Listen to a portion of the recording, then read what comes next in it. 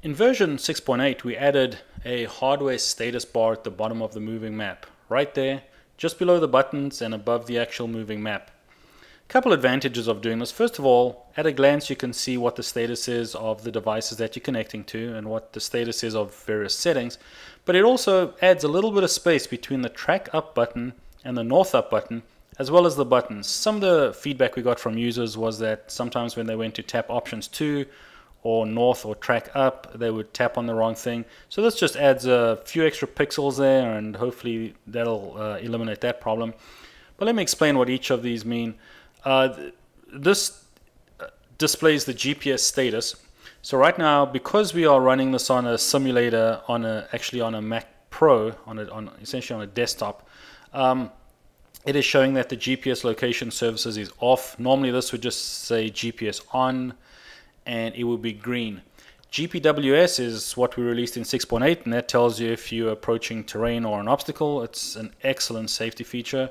It is currently off. We can turn it on simply by going to settings.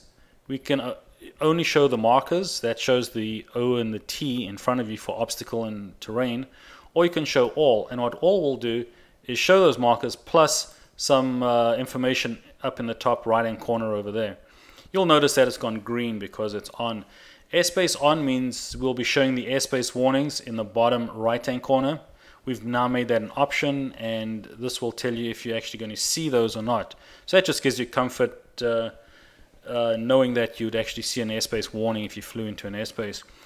ADSB, if we're receiving ADSB data, that would be green. Currently we're not, so it is gray. If you are connected to an ADSB receiver but you're not actually getting ADSB data coming in, this would be flashing green and orange, and that just lets you know you're connected, but you're just not getting any data. AHRS goes green if we're actually getting data from an AHRS device, such as the level or the upcoming clarity from SageTech.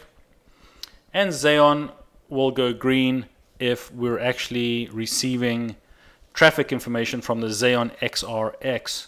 So again, it's kind of comforting knowing if that's green that you're going to be receiving the traffic, and if suddenly it goes gray, you know that you won't be receiving traffic. So that way you're not going to think that you're going to be receiving traffic, but actually you're not. So the bottom line is that the status bar gives you really good information on what options are currently set, what you should expect, and I think it's a great addition. We added that in 6.8.